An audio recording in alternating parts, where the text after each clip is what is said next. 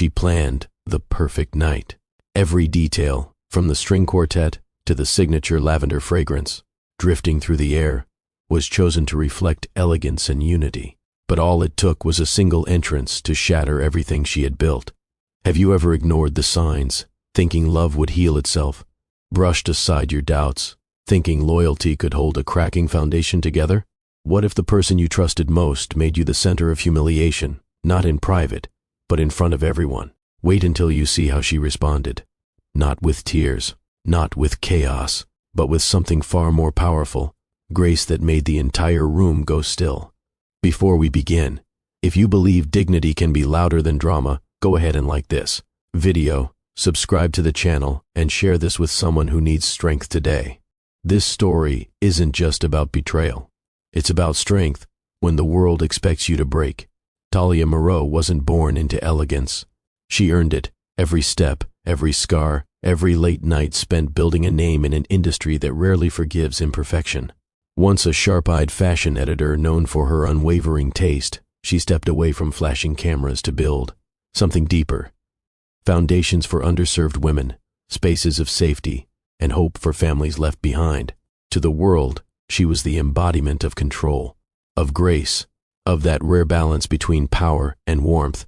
Her husband, Corvin Moreau, was the visionary CEO behind MCore, a tech empire that spanned continents.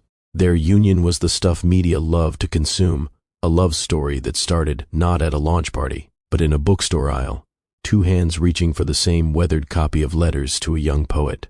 He had smiled first. She had challenged him to read a line aloud. He did, nervously, and something real began. Or at least, that's how the story was told. Behind the public admiration, magazine spreads, and flawless family portraits, the quiet had grown too loud to ignore. Missed dinners, locked phones, a scent on his collar that didn't belong to her. But she stayed. For their son, Arlen, whose questions at bedtime still made her heart ache with love. For their daughter, Mireia, who twirled through the house like joy in motion. For the family she refused to let fall apart. Until that night. There was a time when Corvin looked at her like she was the beginning of everything he believed in. Talia remembered it. Not in grand gestures, but in the way his eyes softened when their daughter clutched his tie with sticky fingers, or the way he once stayed up past midnight just to hear her thoughts on a speech she was too nervous to deliver. But lately, love had started to feel like routine, like formality, like two people performing the idea of togetherness while living on separate planets. She noticed the changes first in the silences, not the comfortable kind between people who understand each other without speaking, but the hollow ones that settle like dust, unnamed, untouched, accumulating day after day. Corvin became more polished, more distant. His schedule thickened with business trips and off-site meetings. His eyes darted to his phone mid-conversation. His kisses, when they came, felt rehearsed. His laughter no longer reached his eyes. And the perfume, it wasn't hers, not the warm vanilla she wore. This was sharper, lighter, youthful. The first time she noticed it, she said nothing. The second time, she asked about it casually. He brushed it off, said a coworker had hugged him goodbye after a presentation. She didn't argue. Talia had never been the kind of woman to chase someone into telling the truth. She believed that if someone valued you, you wouldn't have to ask for honesty. It would be given freely. Still, she watched him change. Not all at once, but in pieces, the way someone fades from a photograph left too long in the sun. She filled the spaces he left behind with her children, Arlen's quiet curiosity and gentle spirit, Mireia's untamed energy and love for singing off-key lullabies. They didn't ask questions about their father's absences, not yet, but Talia could see it in Arlen's eyes, that wondering. Was this just what grown-ups became?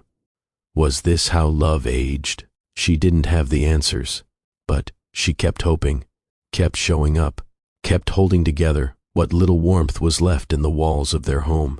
Because sometimes, when you've poured your soul into something, you don't walk away at the first sign of cold. You wait, you hope, you endure, until you can't. June brought with it an evening she'd been planning for months, an event meant to celebrate M-Cor's rise to its most successful quarter in company history. But for Talia, it wasn't about metrics or media. This night was supposed to remind them of who they once were. She had poured herself into every detail, each guest, each lighting arrangement, each scent that would linger just enough in memory without overwhelming the moment. The setting was their villa along Montclair Bay, a cliffside masterpiece of clean lines, cascading terraces and floor-to-ceiling windows that opened up to an endless horizon. It was the kind of place built for unforgettable nights, for laughter, for clinking glasses, for promises kept. The color palette she chose was soft seafoam and gold, tones that felt gentle, refined, timeless. The musicians had been flown in from Bordeaux. The menu was curated to feel indulgent without arrogance. Servers would move through the space with practiced elegance. Guests would leave whispering that it was the most tasteful night of the year. But for Talia, it wasn't about any of that. This was her attempt to reconnect, to remind Corvin of the life they'd built, of the woman he used to admire, of the family that still bore his name. She had her sapphire gown laid out 2 days in advance. It hugged her shape without screaming for attention, the neckline modest, but the back low, just the way he used to like. She slipped into it slowly, careful not to wrinkle the silk. As her stylist pinned her hair in soft waves, she thought of the first time Corvin saw her in evening wear. He had whispered that she looked like she could stop time. She missed that version of him. As she placed the diamond pendant around her neck, the one he gave her on their 6th anniversary, she paused. She wanted to believe tonight could still mean something, that maybe, in a room full of people, they'd find each other again. She was still holding on, still trying, still hoping, and in just a little while, she would walk into that shimmering room not knowing. The moment that would define the rest of her life was quietly waiting for its cue. From the outside, theirs was the kind of life most only caught glimpses of on glossy pages or distant social feeds. The Moreaus lived in a world where drivers waited at the curb, without ever honking, where fresh flowers were replaced before the petals curled, and where the kitchen hummed each morning with the soft rhythm of private. Chefs preparing breakfast just the way each family member preferred it. There were beachside holidays in Amalfi, winter escapes to chalets in Zermatt, and first-class flights that felt like floating apartments. Talia had her own dressing suite, complete with custom shelving for gowns worn only once, and Corvin had his silent study, a room of brushed steel, matte bookshelves, and a locked drawer he never spoke of. They were seen, frequently, magazine covers, interviews, panels. People called them aspirational. Photographers captured them walking into museums, attending charity functions, or smiling at each other across candlelit tables. But what no lens ever caught was the way Talia sometimes sat across from her husband and felt like a stranger at her own dinner table. The truth didn't live in their net worth. It lived in the way he started answering her with nods instead of words, in the way he'd reach for his phone during dessert, in how he kissed the top of her head like a colleague instead of a partner. Talia wasn't naive. She had grown up watching relationships collapse under pressure, and even more often, under silence. Her parents had split when she was 12, and she promised herself she'd never accept distance dressed up as routine. But it crept in anyway, slow and cold. Still, she kept showing up. Because love, when you've committed to it fully, doesn't vanish at the first sign of detachment.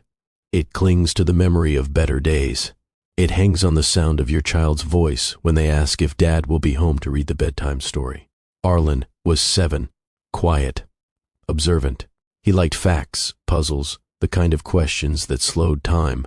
Do people stay in love forever? Or what makes someone good? Mireia, 4, was the opposite. Wild curls and louder laughs. She sang while brushing her teeth, tried to dance on the coffee table, and once asked if clouds were soft enough to sleep on. They were the rhythm of Talia's days, the reason she got up when sleep had been broken by worry, the reason she softened her voice even when her heart was heavy, the reason she kept giving Corvin the benefit of doubt. She never spoke ill of him to the children. She never let the heaviness of their marriage bleed into bedtime stories or lunchbox notes. Because no matter what was fraying between her and their father, the children deserved to believe in stability, even if only for a little while longer. But even with her effort, the cracks became harder to ignore. There were missed family dinners, canceled weekend outings, moments where Corvin was physically present but emotionally vacant, smiling politely through Arlen, these science facts, nodding absently at Maria's latest drawing, but never truly hearing them. The perfume showed up again, a crisp floral blend she didn't wear. Talia noticed it first on the collar of his blazer. Later, it lingered faintly in the passenger seat of his car. She said nothing at first, convincing herself it could have been someone at a meeting, a colleague, a friend, but something in her began to harden. Quietly, carefully, she no longer asked where he was going. She simply noted the time he left. She stopped checking his expression for softness, stopped waiting up for his return. Instead, she focused on the kids, on the sound of Mireya's feet pounding down the hallway in the morning, on Arlen's shy smile when he showed her a picture he drew of their family, still with 4 figures holding hands. She felt herself drifting inward, still functioning, still elegant, still composed. But emotionally, she was folding parts of herself away, neatly, quietly. Would you stay for the kids if love fades? Let me know in the comments. Your perspective might help someone else. One afternoon, about a month before the party, Talia found herself watching Corvin from across their kitchen as he prepared coffee, noticing the precision of his movements, the way he stirred the cream, how he tapped the spoon lightly twice.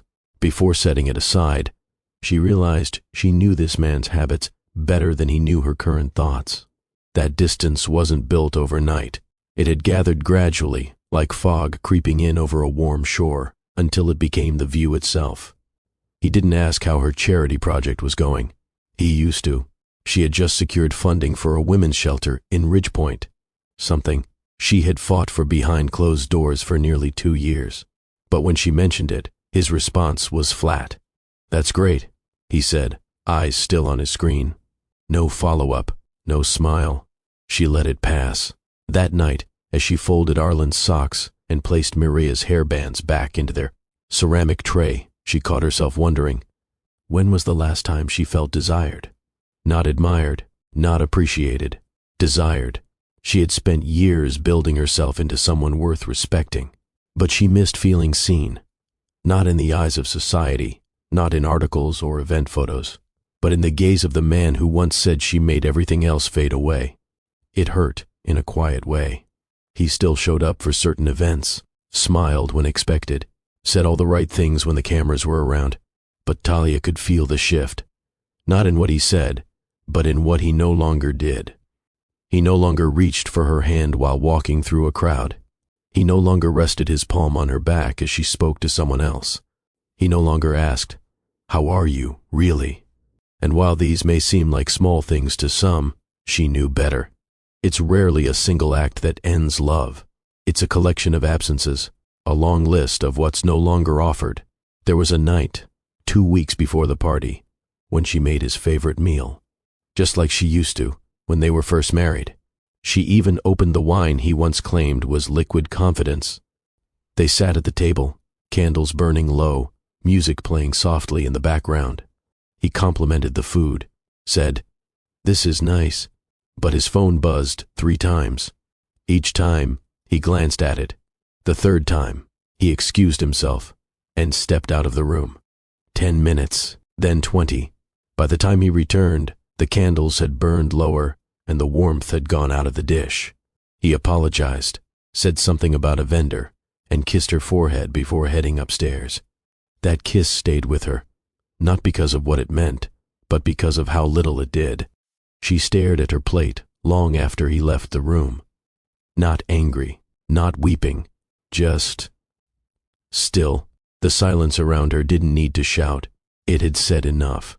Talia didn't bring it up. She didn't want a confrontation. She didn't need one. What would she even say?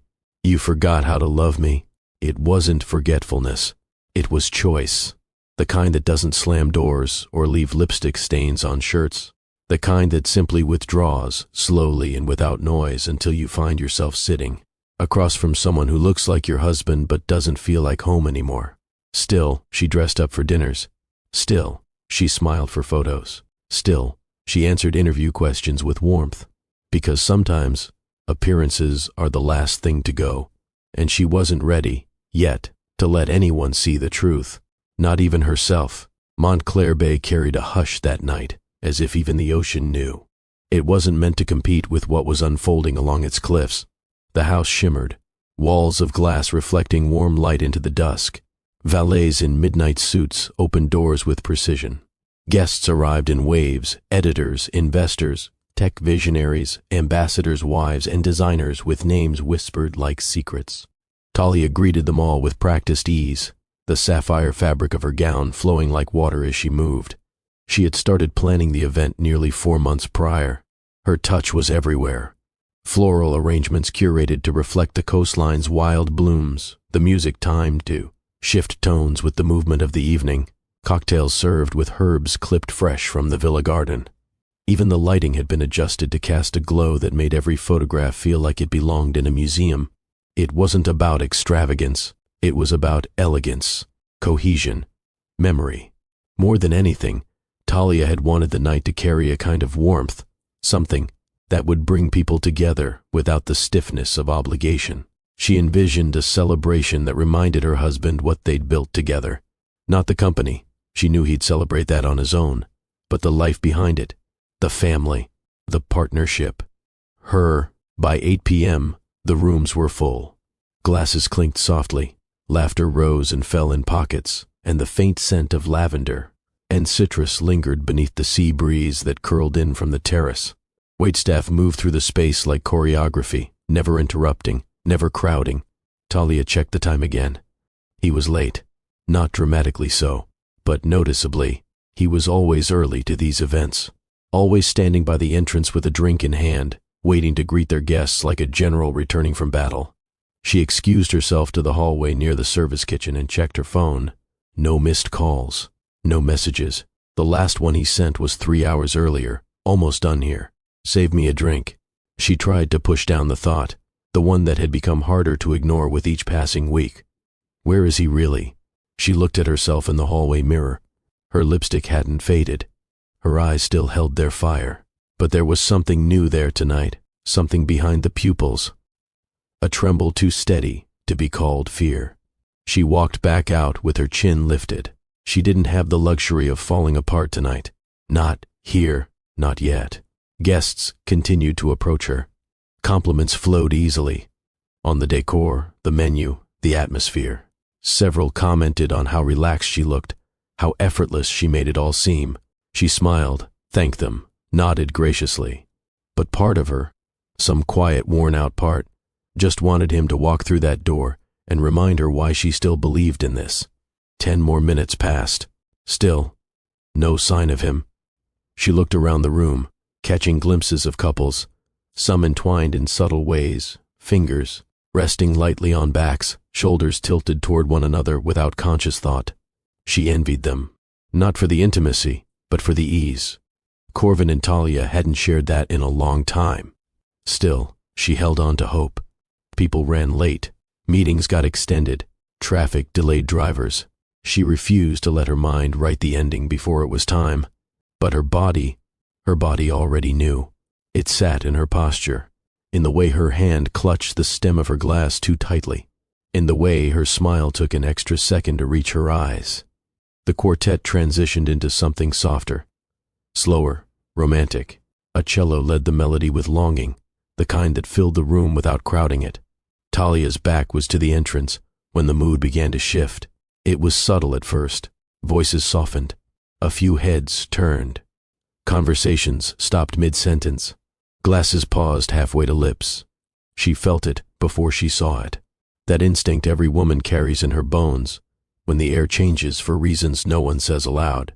She turned, and time no longer mattered. There, standing just beyond the threshold, was Corvin, his expression unreadable, his stance too casual. And beside him, a woman, young, too young.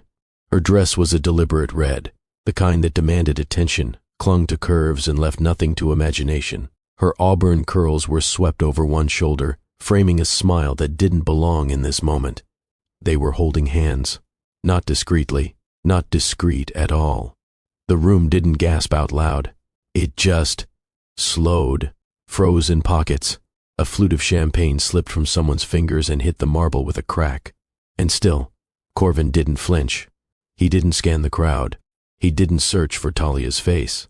He walked in as though he were arriving at a private dinner party, as though this were just another event on his schedule. Talia's heart didn't race. It went still, quiet. Not from shock, from confirmation. Her hands didn't tremble. They curled slightly against the sides of her gown, fabric tightening beneath her fingertips. The woman beside Corvin took in the room with a smirk too polished for innocence. But when her eyes found Talia, something in her changed. The smirk faltered, just for a second. And that was enough. Talia took a slow breath. The air in the room had turned to glass, fragile, ready to break. She had two choices, fall apart or rise. And without speaking a word, her body already knew what she would do.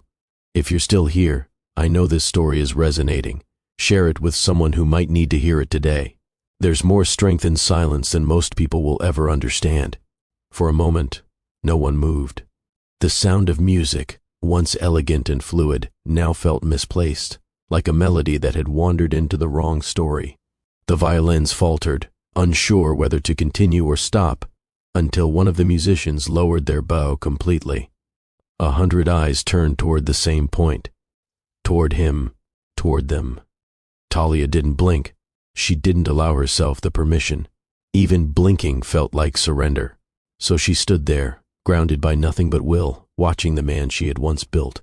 A life with walk through their home, hand in hand with someone who didn't belong.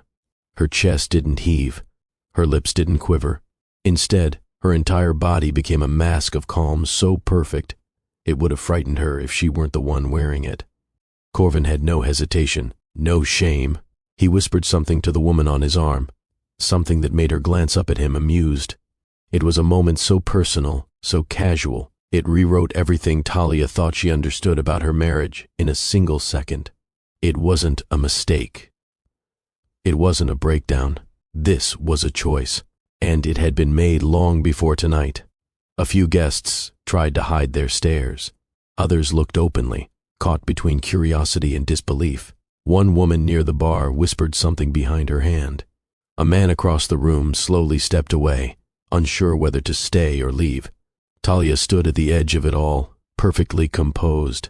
Her mind was still, her heart beat even, but something inside her, something too old to name, had already snapped clean. She began walking, one step at a time, not fast, not slow, but deliberate, heels clicking softly against marble, the train of her gown, whispering behind her like a reminder that she still belonged here.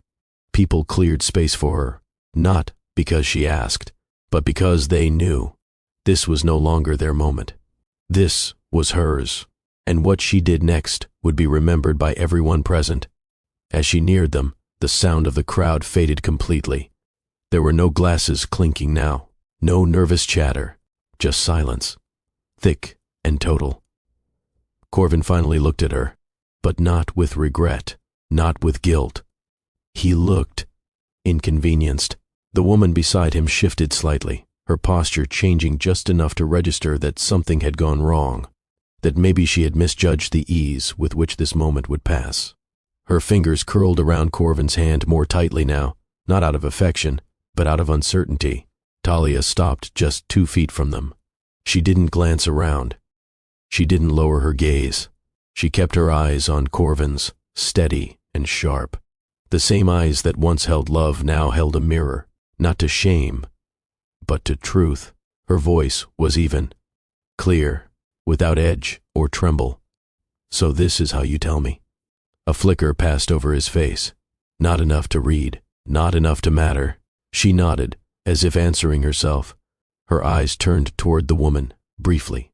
Not with scorn, not even with pity, just acknowledgement. "You're very beautiful," she said softly, as if the compliment cost her nothing. "Enjoy the attention, enjoy the rise, but understand something." Her voice didn't rise. It didn't need to. A man who walks into a room like this, still wearing the ring of his vows, is not proud. He is not victorious. He is not claimed. He is empty.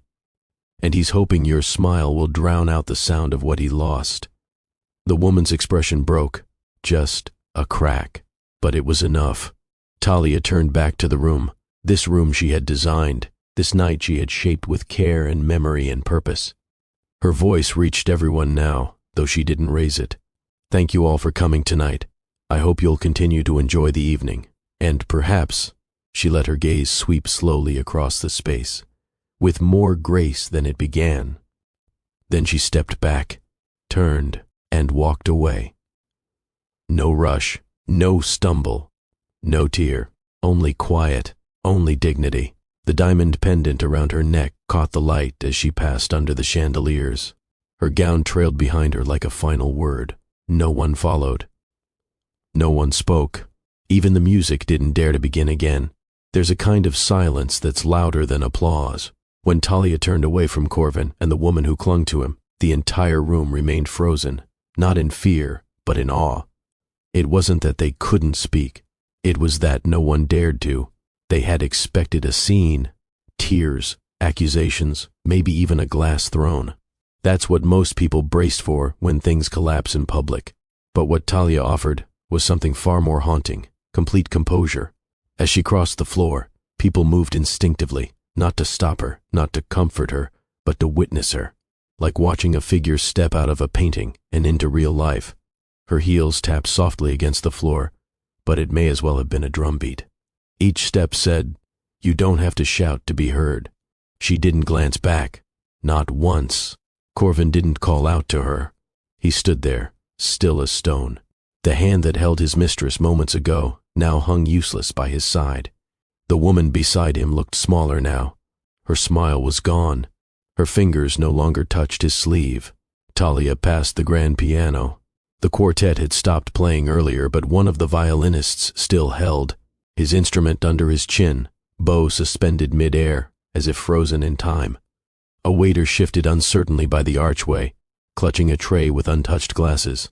As she approached, he instinctively stepped aside, his eyes wide with something between reverence and sorrow.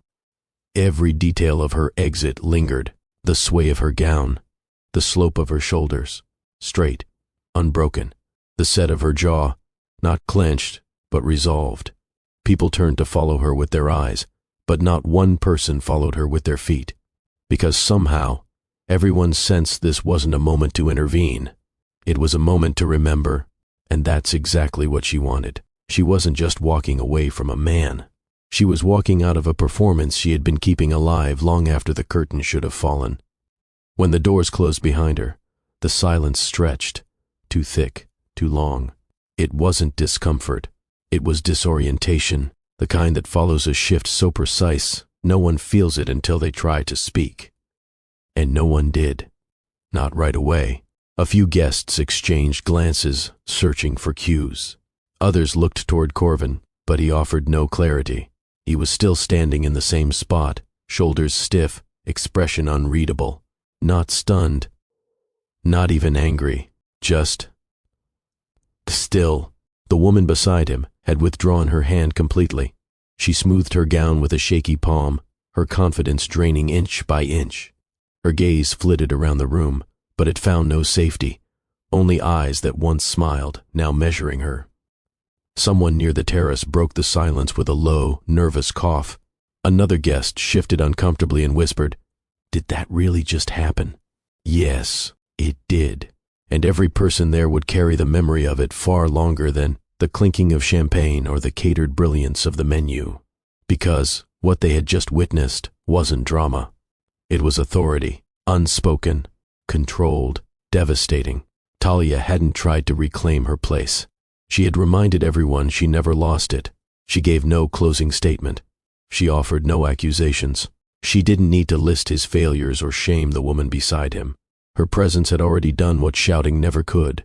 It exposed the imbalance. The man who entered with a red-draped secret now stood stripped of context. Not by scandal, but by comparison. Talia hadn't been destroyed. She had shown what it meant to carry pain without folding into it. The Moreau's home, once the site of grand toasts and well-dressed congratulations, now felt altered. Everyone returned to their conversations, eventually. But something had shifted. Even the laughter sounded different. Even the music, when it resumed, felt slower, more thoughtful, because they had seen something they weren't meant to see. Not just betrayal, but the grace that comes after it. Talia didn't raise her voice. She raised the bar. If you've ever walked away from a situation with your dignity intact, comment, "I walked too." Someone else might need that reminder today. The next morning, headlines bloomed like weeds.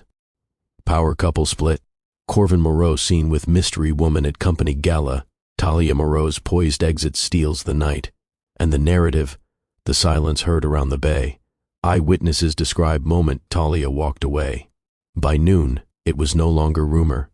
The internet had done what it always does. It dissected, speculated, and hunted.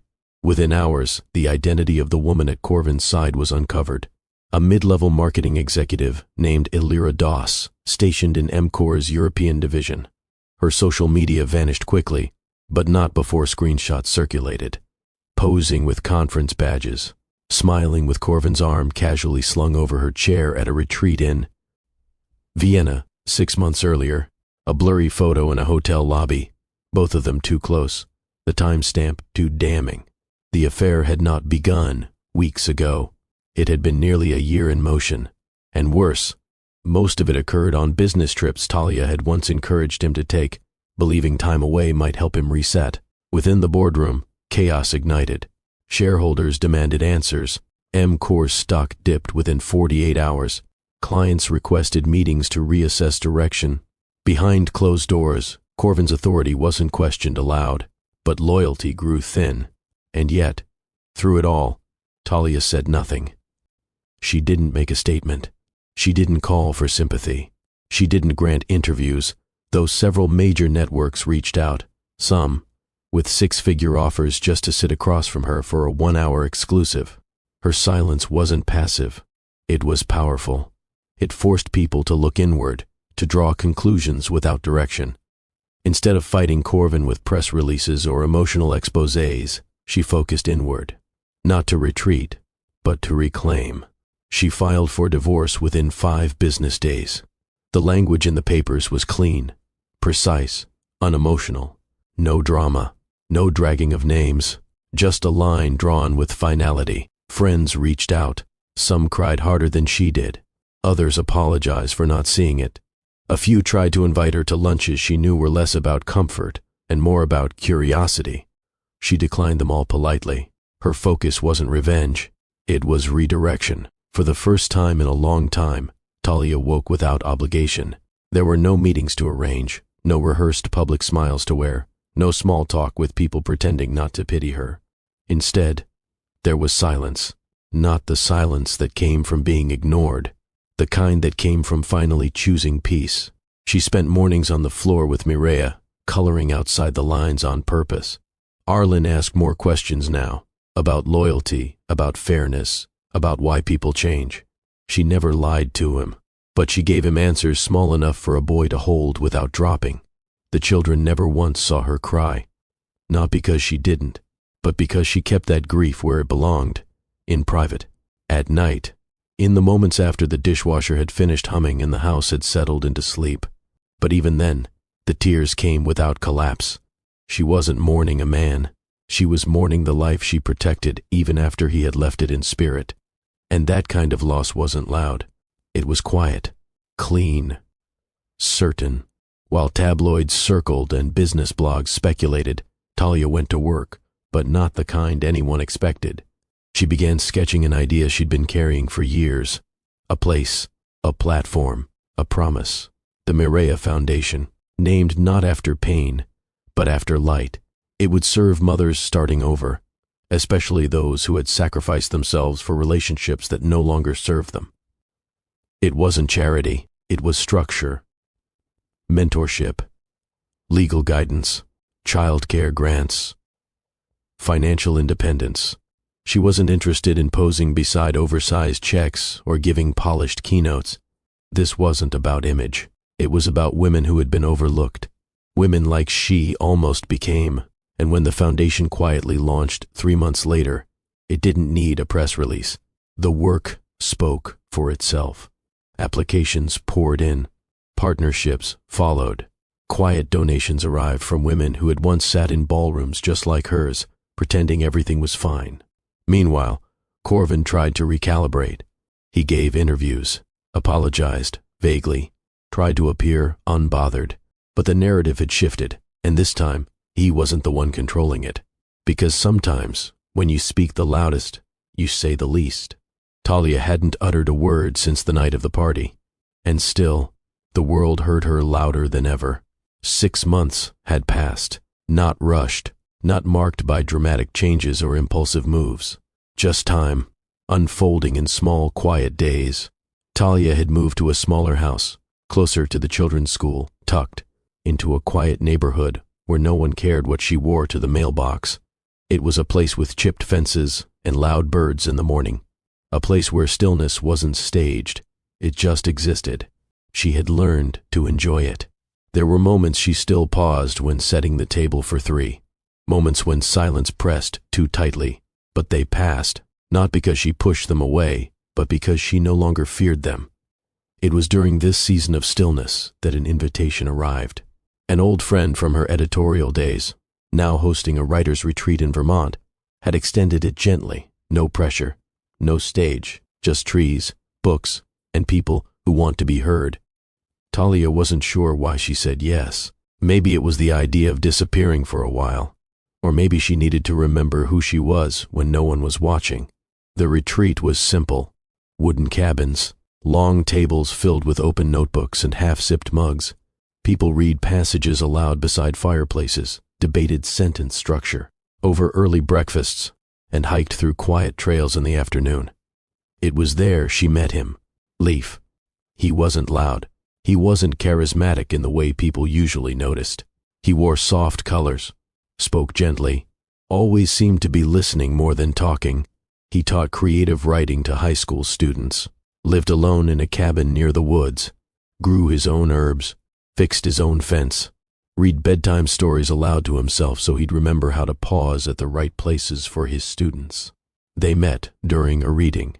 He had written a short piece about grief, not dramatic, not poetic, just honest. Talia had spoken to no one that evening, but afterward, she found herself saying, that was the first thing tonight that felt real. He smiled, not as a performance, but because it meant something to be heard. They didn't exchange numbers. They exchanged silence.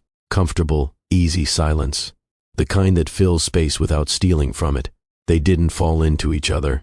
They wandered into comfort. When the retreat ended, Leif sent her a message. If you ever need someone to argue about comma placement with, I'm available. No pressure, just presence. She didn't respond right away, but 2 weeks later, when Arlen asked if people could fall in love twice, she found herself thinking of Vermont, of Leif's laugh when he lost his place while reading aloud, of the way he waited 2 full beats before responding to anything, like he actually considered his words. She replied to his message that night. 1 sentence, what's your opinion on semicolons? Their conversations didn't revolve around trauma or heartbreak. They talked about books, about how parenting felt like running a marathon barefoot, about how joy could feel unfamiliar after survival. He asked about Arlen and Mireia, but not to impress. He asked because he wanted to understand how her world worked before trying to step into it. When he eventually visited, it wasn't for romance. It was for dinner. Mireia spilled juice on his shirt within 7 minutes. Arlen asked him if he liked dinosaurs. Instead of answering, Leif pulled out a pen and asked, should we draw one? He didn't try to impress. He just showed up. He helped Mireia fold paper wings for a cardboard dragon.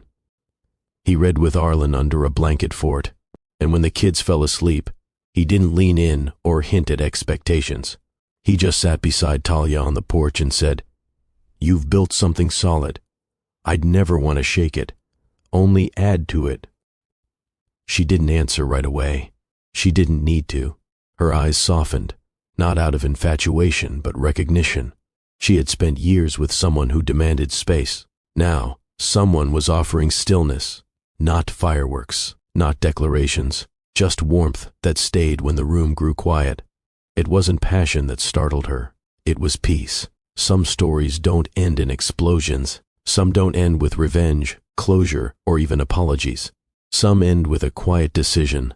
I will no longer shrink myself to stay inside someone else's story. Talia's journey wasn't about being left. It was about choosing not to abandon herself. She could have crumbled when the cameras turned. She could have screamed, exposed, defended, but she didn't. She stood in a room full of whispers and made them listen without raising her voice. That is grace. Not silence out of weakness, but silence chosen with clarity. She didn't chase what walked away. She didn't wait to be rescued. She remembered who she was and made decisions that matched. Her strength wasn't in how she endured the betrayal.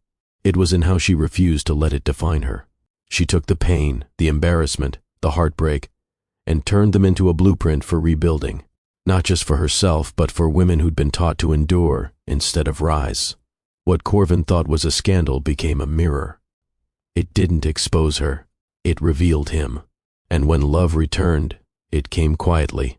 No grand gestures, no fireworks, just presence. Someone who showed up, not to fix her, but to walk beside her while she kept building. Because that's what real healing looks like. Not pretending it didn't hurt, but choosing what comes next with intention. To anyone watching, listening, reflecting, if you've ever been betrayed, overlooked, or made to feel like your worth was tied to someone else's approval, remember this. You are not hard to love. You were just with someone who didn't know how to hold you. Let go of anything that makes you question your value. Dignity doesn't shout. It doesn't chase. It walks. And love, real love, doesn't confuse your peace for boredom. It honors it. If this story moved you, share it. Someone out there might be waiting for permission to leave their pain behind. Subscribe for more stories that remind you, you're not alone.